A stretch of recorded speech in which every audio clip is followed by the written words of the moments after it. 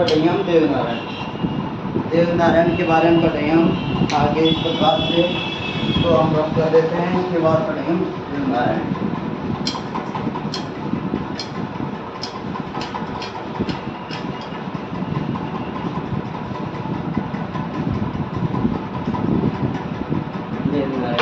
देवनारायण जी के बारे में पढ़ेंगे हम।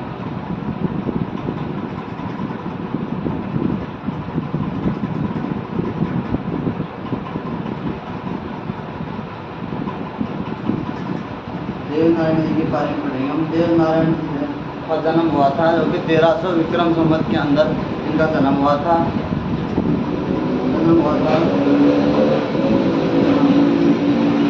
1300 विक्रम संवत गोठा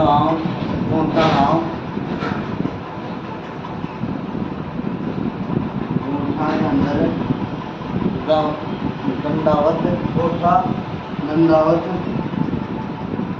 गोठा दंडावत आसिंद भीलवाड़ा के अंदर इनका जन्म हुआ था। आसिंद भीलवाड़ा के अंदर आसिंद भीलवाड़ा को गोठा दंडावत आसिंद गांव भीलवाड़ा के अंदर इनका जन्म हुआ था।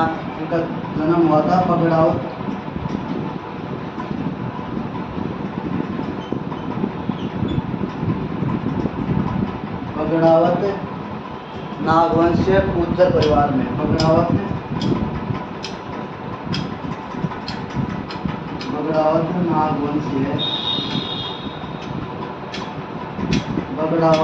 नागवंशीय गुर्जर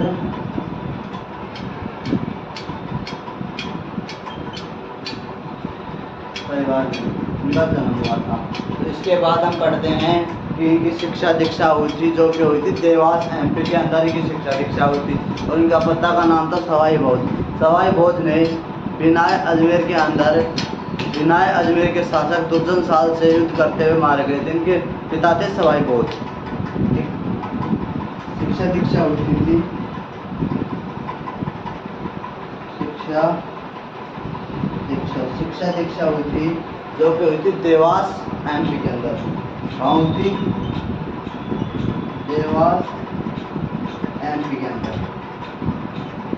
देवास एमपी के अंदर इनकी शिक्षा दीक्षा हुई थी। इसके बाद इनके पिता का नाम था थे सवाई भोज।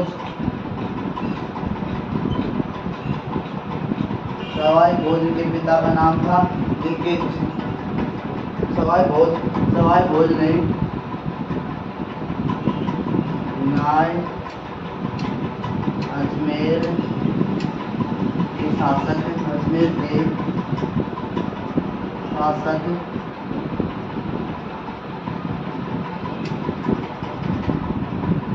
अजमेर के शासक दुर्जन साल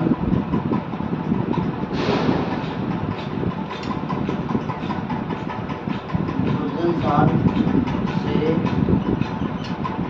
युद्ध करते हुए मारे गए। दुर्जन साल से युद्ध करते हुए मारे गए।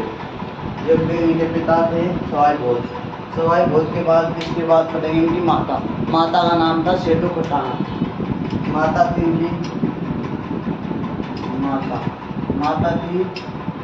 सेठू पठाना।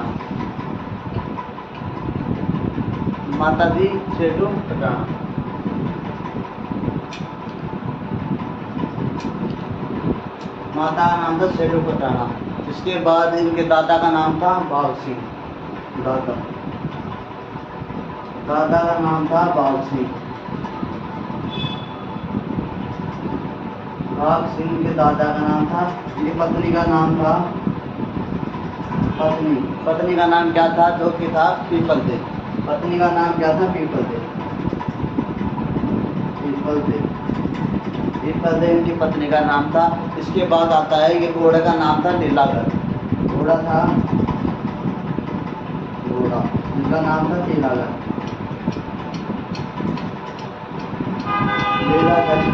इनके घोड़े का नाम था गुर्जरों के लोक देवता के रूप में ख्याति प्राप्त है। इस लोक देवता भूदेव नारायण जी को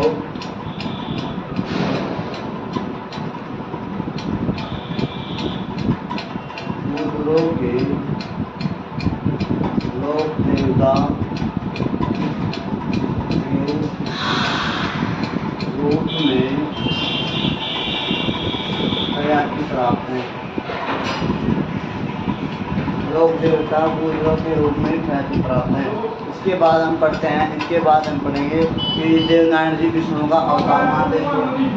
विष्णु का अवतार है, कौन है? विष्णु का अवतार, विष्णु का अवतार। इसके बाद आयुर्वेद की ज्ञाता, आयुर्वेद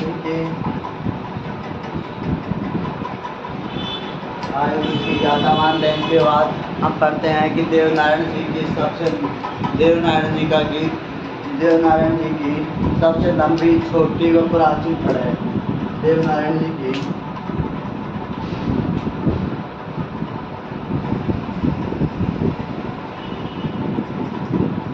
इसके बाद पढ़ेंगे हम देवनारायण जी की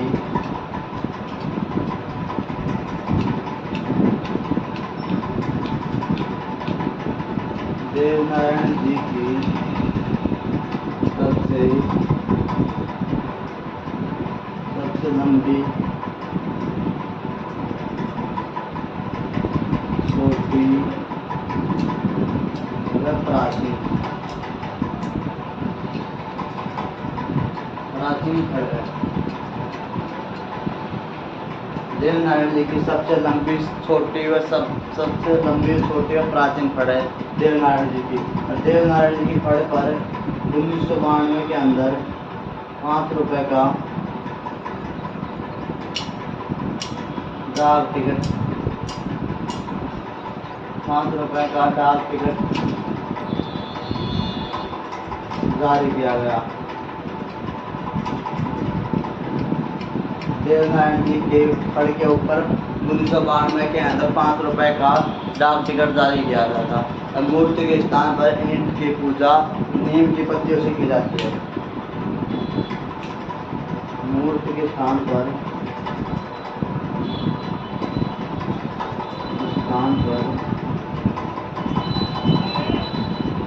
मूर्ति के स्थान पर ईंट की पूजा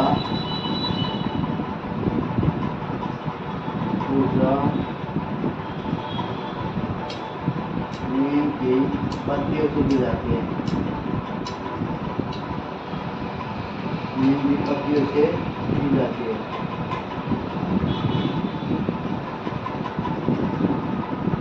नीम की पूजा इनकी पत्तियों से की जाती है।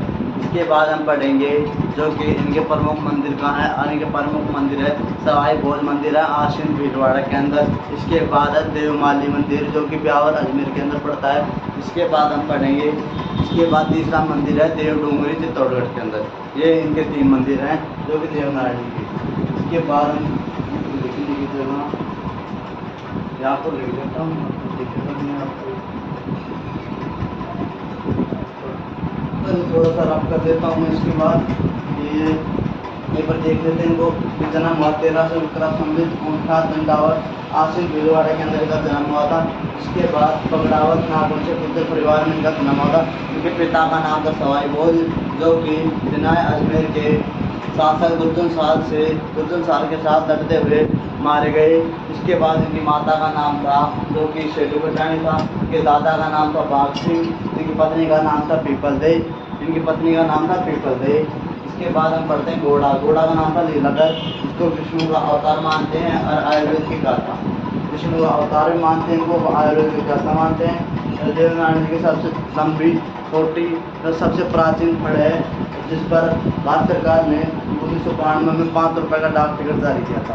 इसके बाद मूर्ति के स्थान पर ईंट की पूजा नीम की पत्तियों से की जाती है। इनकी मूर्ति के स्थान पर ईंट की पूजा नीम की पत्तियों के साथ की जाती है। इसके बाद इनके 3 मंदिर हैं राजस्थान के अंदर जो कि इस प्रकार से हैं।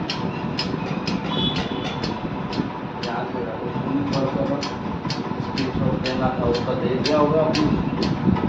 यहाँ पे देखते हैं ये 3 मंदिर हैं जो कि इस प्रकार से हैं। पहला मंदिर है सवाई भोज मंदिर जो कि आसिन भीलवाड़ा में है। पहला मंदिर है सवाई सवाई भोज मंदिर। सवाई भोज मंदिर है आसिन भीलवाड़ा के अंदर। आसिन भीलवाड़ा के अंदर सवाई भोज मंदिर है जो कि दूसरा मंदिर कहाँ स्थित है? दूसरा मंदिर है देवमाली ब्यावर अजमेर के अंदर। दूसरा मंदिर कहाँ स्थित है? देवमाली ब्यावर अजमेर। दूसरा मंदिर कहाँ स्थित? तीसरा मंदिर कहाँ स्थित है? देवडोंगरी चित्तौड़ के अंदर। देवडोंगरी चित्तौड़ के अंदर ये मंदिर स्थित है। इसके बाद हम पढ़ेंगे जो कि इस प्रकार से होगा। अगले लघु देवता के बारे में पढ़ेंगे हम इस प्रकार से। तो इसके बाद हम पढ़ेंगे दूसरे लघु देवता। अगले लघु देवता के बारे में पढ़ेंगे। अगले लघु देवता होंगे हमारे सत्ताजी। सत्ताजी के बारे में जो आपने पढ़ा होगा, सत्ताजी के बारे में तो आपने पढ़ा होगा जो कि अपने गांव की मर्यादा के लिए अपनी जान भी दे दी थी। सत्ताजी ने अपने गांव की मर्यादा के लिए, आजकल तो कोई पड़ोसी को देख कर चलते हैं, तो उन्होंने तो सत्ताजी ने तो अपने गांव की मर्यादा के लिए जान भी दे दी थी। तो इसके बाद हम पढ़ेंगे सत्ताजी। इसके बाद पढ़ेंगे सत्ताजी। सत्ताजी के बारे में पढ़ेंगे हम। सत्ताजी होगा हमारा पत्ताजी का जन्म हुआ था सांदू। सत्ताजी का जन्म हुआ था सांदू जालोर के अंदर। जन्म हुआ था सांदू जालोर के अंदर। सांदू जालोर के अंदर इनका जन्म हुआ था। और पत्ताजी ने अपने गांव की मर्यादा के लिए, मेला कब लगता है? मेला लगता है भाद्रपद शुक्ल नवमी को मेला लगता है। भाद्रपद शुक्ल नवमी इनका मेला लगता है। पत्ताजी का भाद्रपद शुक्ल नवमी को इनका मेला लगता है। और इन्होंने पत्ताजी ने अपने गांव की मर्यादा के लिए अपने प्राण न्यौछावर किए थे।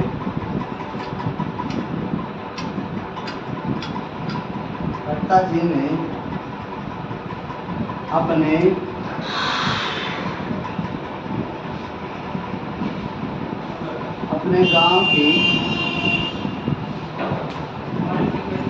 गांव की मर्यादा के लिए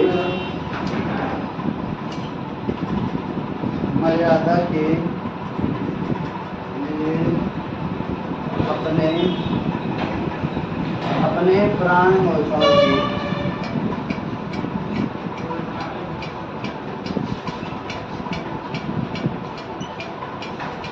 प्राण न्यौछावर किए थे। तो इसके बाद हम पढ़ेंगे आगे। तो देखिए इस प्रकार से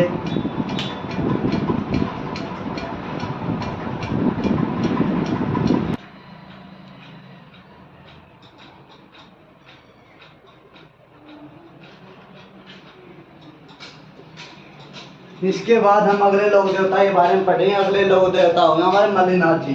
अगले लघु देवता क्या होंगे? मल्लिनाथ जी। अगले लघु देवता को मल्लिनाथ जी।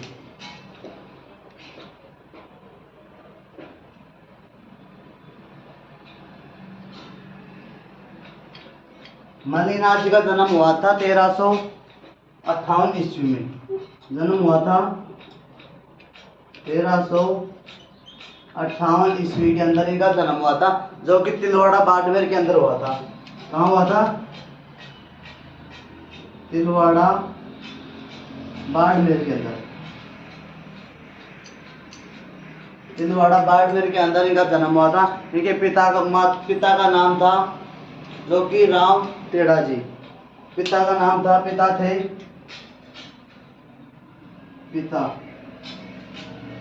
राम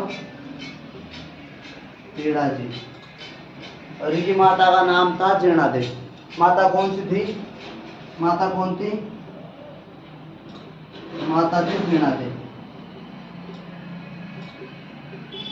माता का नाम था चीणादेवी और उनके गुरु का नाम था उगम जी।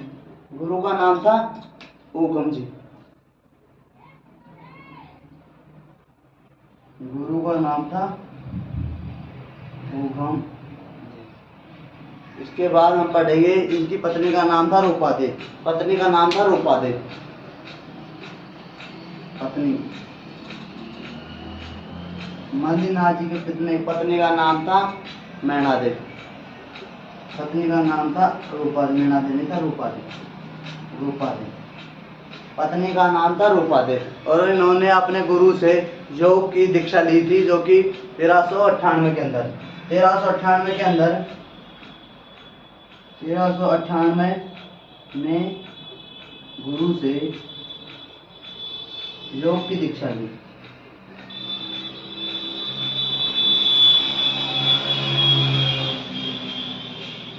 अपने गुरु से योग की दीक्षा ली थी और इनका मंदिर कहाँ था? लूणी नदी के किनारे तिलवाड़ा बाड़मेर के अंदर इनका मंदिर है। मंदिर जो कि है लूणी नदी के किनारे।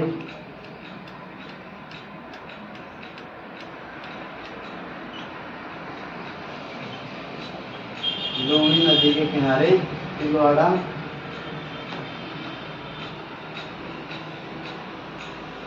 बाड़मेर में। लूणी नदी के किनारे तिलवाड़ा बाड़मेर के अंदर इसका मंदिर स्थित है और उनका मेला लगता है चैत्र कृष्ण 11 से शुक्ल 11 तक लगता है। मेला लगता है, मेला जो कि लगता है चैत्र कृष्ण एकादशी से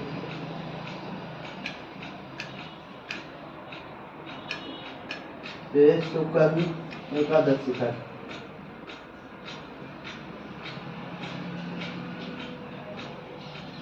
शुक्ल एकादशी तक इनका मेला लगता है और राजस्थान के सबसे प्राचीन पशु मेला जो कि मल्लिनाथ जी का पशु मेला है।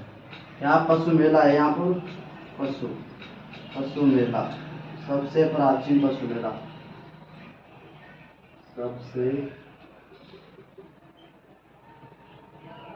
सबसे प्राचीन पशु मेला।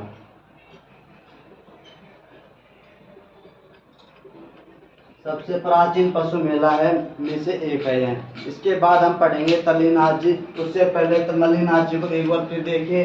जन्म हुआ था 1398 ईस्वी के अंदर बाड़मेर के अंदर, तिलवाड़ा बाड़मेर के अंदर का जन्म हुआ था। उनके पिता का नाम था राव खेड़ा जी। उनकी माता का नाम था जीणादेवी। उनके गुरु का नाम था जो कि उगम जी इनके गुरु का नाम था।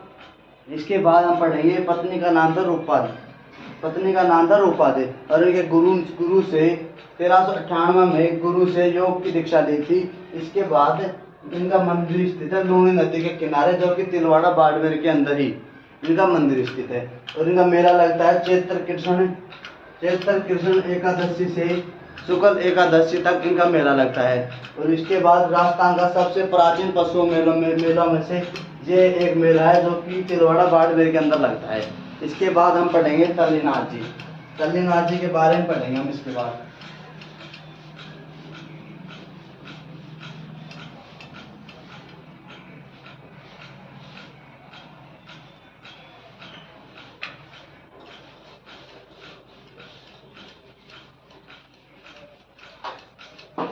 बाद पढ़ेंगे हम तल्लीनाथ जी।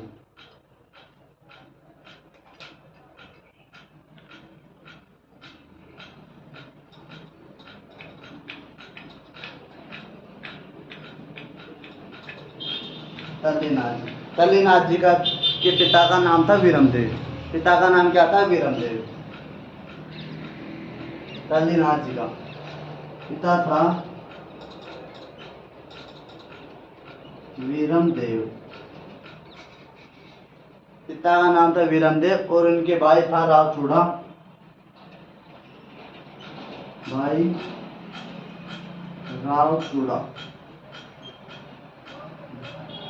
उनके भाई का नाम था रावचूड़ा और एक गुरु का नाम था जलांधर नाथ। गुरु कौन थे? जलांधर नाथ। गुरु का नाम था जलांधर, गुरु का नाम था जलांधर नाथ।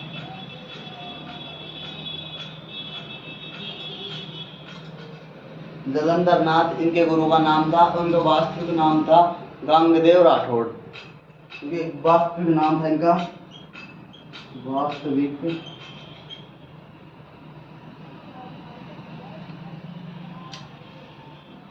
वास्तविक नाम था गांगदेव राठौड़। गांगदेव राठौड़ इनका वास्तविक नाम था। इसके बाद हम पढ़ते हैं आगे शल्यनाथ जी के बारे में, आगे पढ़ेंगे। इन्होंने शासक शेरगढ़, ठिकाना जोधपुर, ये थे शासक थे। ये कहाँ के शासक थे? ये थे शेरगढ़, ठिकाना जोधपुर के। शेरगढ़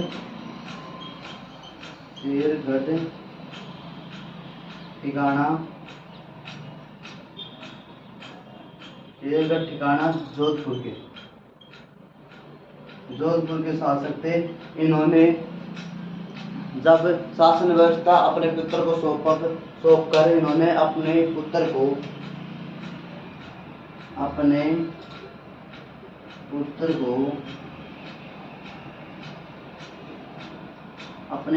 को शासन व्यवस्था सौंप कर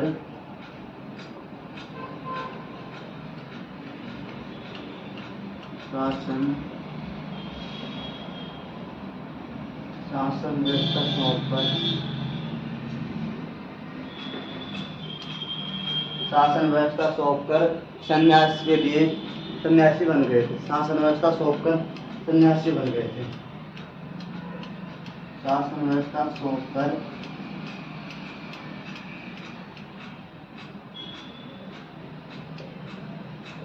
सन्यासी बन गए।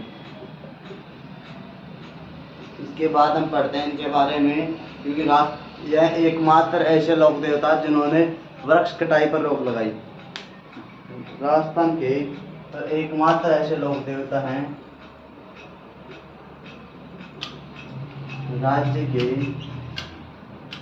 एकमात्र ऐसे लोक देवता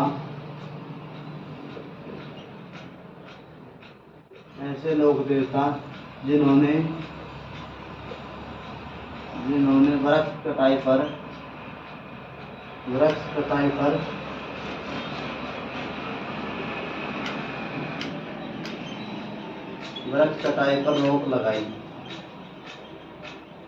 एकमात्र ऐसे दो लोक देवता जिन्होंने वृक्ष कटाई पर रोक लगाई। इसके बाद हमारे जालोर जिले के यह प्रमुख लोक देवता हैं। यह लोक देवता हैं जो कि जालोर जिला के प्रमुख लोक देवता हैं।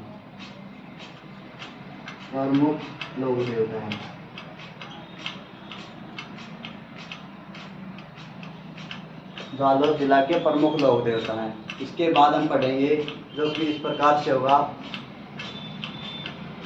इनका मंदिर है पंचमुखी पहाड़ी पर। इनका मंदिर कहाँ है? पंचमुखी पहाड़ी पर, पंचोटा गांव, जालोर के अंदर।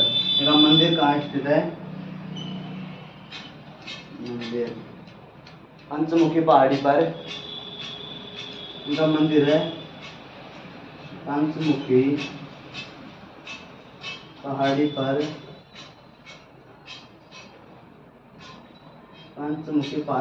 पंचोटा गांव,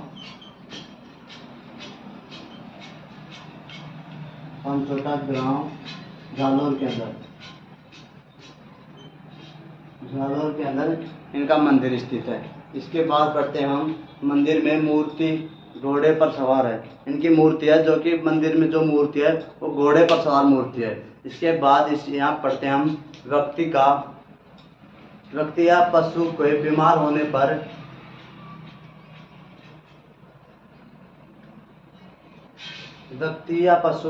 होने पर तथा जहरीला जीव काटने पर इनका डोरा बांधा जाता है। जब कोई व्यक्ति बीमार होता है या पशु बीमार होता है या फिर कोई जहरीला जीव काट लेता है तो इनका डोरा बांधा जाता है। तो ये हो गए हमारे तल्लीनाथ जी। व्यक्ति या पशु बीमार या फिर कोई जहरीला जीव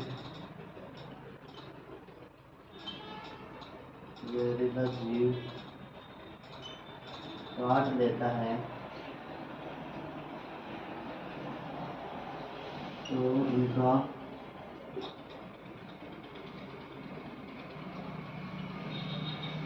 इनका डोरा बांधा जाता है।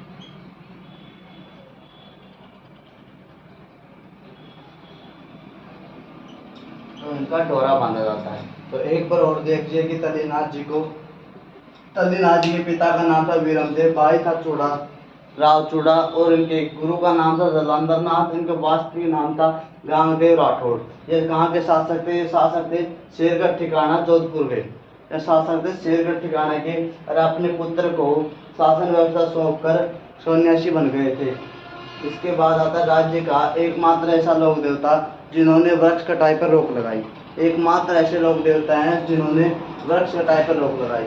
उनका जालौर जिला के प्रमुख लोक देवताओं में से हैं, जो कि जालौर जिला के प्रमुख लोक देवता हैं। इनका मंदिर कहाँ है? तो पंचमुखी पहाड़ी पर पंचोटा गांव जालौर के अंदर इनका मंदिर स्थित है। इसके बाद पढ़ते हैं इनके बारे में। जब कोई व्यक्ति या पशु बीमार होता है या फिर उनको जहरीला जीव काट लेता है तो इनका डोरा बांधा जाता है। इसके बाद पढ़ते हैं हम भूरिया बाबा।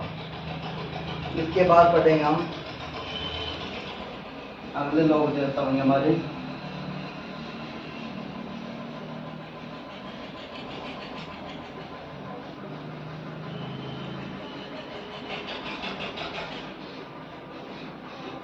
अगले लोग देवता है हमारे भूरिया बाबा या फिर भूरिया बाबा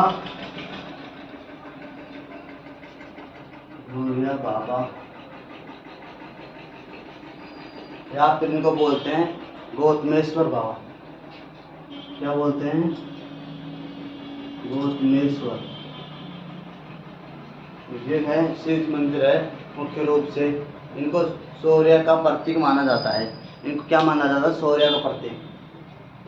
इनको माना जाता है सूर्य का प्रतीक। सूर्य का प्रतीक माना जाता है।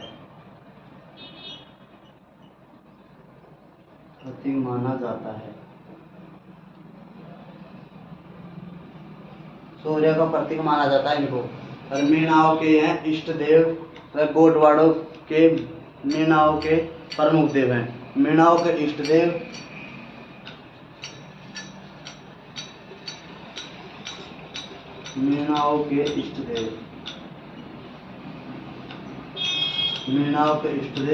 या फिर गोटवाड़ों व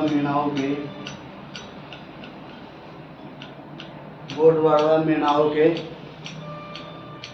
प्रमुख देवता हैं। गोटवाड़ों व मीणाओं के प्रमुख लोक देवता हैं।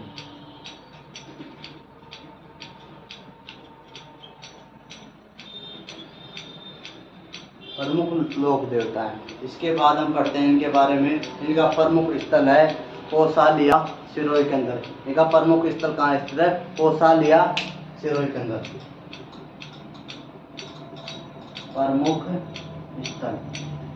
प्रमुख स्थल है कोसालिया जो कि सिरोही के अंदर स्थित है। कोसालिया सिरोही। कोसालिया सिरोही के अंदर इनका मंदिर स्थित है जो कि शोकड़ी नदी के किनारे स्थित है। भूरिया बाबा का प्रसिद्ध मंदिर है। शोकड़ी नदी के किनारे प्रमुख स्थल है इनका मंदिर कहाँ स्थित है? शोकड़ी नदी के किनारे। शोकड़ी नदी के किनारे इनका मंदिर स्थित है।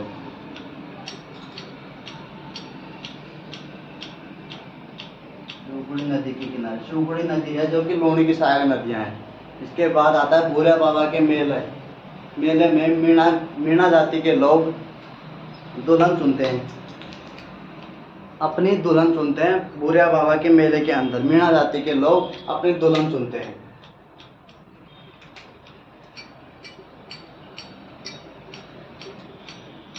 मेले के अंदर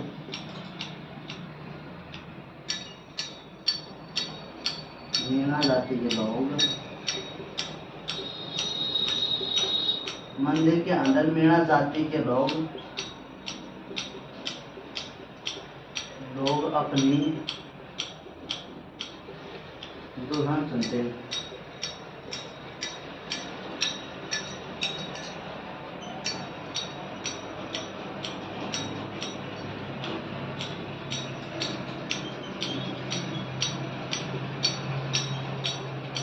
मीणा जाति के लोग अपनी दुल्हन चुनते हैं। उसके बाद पढ़ते हैं, इनका मंदिर है दिल्ली अहमदाबाद रेल मार्ग पर। इनका मंदिर कहाँ स्थित है? जो कि दिल्ली और अहमदाबाद रेल मार्ग है उसके उस पर।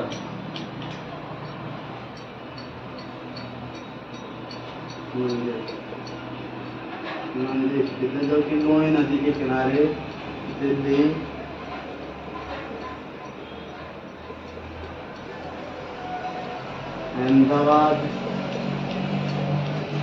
अहमदाबाद रेल मार्ग पर।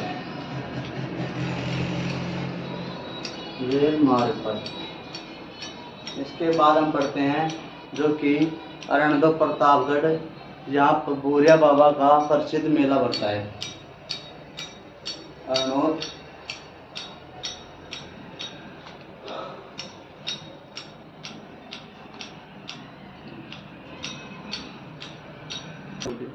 इनका दूसरा प्रमुख स्थल है। पहला प्रमुख स्थल तो हो गया कौशल्या सिरोही के अंदर, और दूसरा प्रमुख स्थल है जो कि अरणोद प्रतापगढ़ के अंदर। दूसरा प्रमुख स्थल है अरणोद प्रतापगढ़ के अंदर। अरणोद प्रतापगढ़ के अंदर इनका दूसरा जो कि प्रमुख स्थल है। उसके बाद हम पढ़ते हैं भूरिया बाबा का प्रसिद्ध मेला वैशाख पूर्णिमा को लगता है। इनका प्रसिद्ध मेला कब लगता है? मेला लगता है वैशाख, इनका प्रमुख मेला लगता है। इसके बाद अरणोद प्रतापगढ़ के अंदर भूरिया बाबा का मेला लगता है जो कि मेला लगता है वैशाख पूर्णिमा को। वैशाख पूर्णिमा को अरणोद प्रतापगढ़ के अंदर पूर्णिमा को इनका मेला लगता है जो कि अरणोद पूर्णिमा को। इसके बाद हम पढ़ेंगे अगला जो कि डूंगरजी व जवाहर जी। डूंगरजी व जवाहर जी के बारे में तो आपने पढ़ा होगा, जो कि अमीरों से धन लूटते थे और गरीबों में बांटते थे। यह है डूंगरजी और जवाहर जी। इनके बारे में तो आपने सुना होगा, नहीं सुना तो आज पढ़ लो हमारे साथ। आगे पढ़ते हैं हम जो कि हमारे अगले लोक देवता होंगे डूंगरजी और जवाहर जी।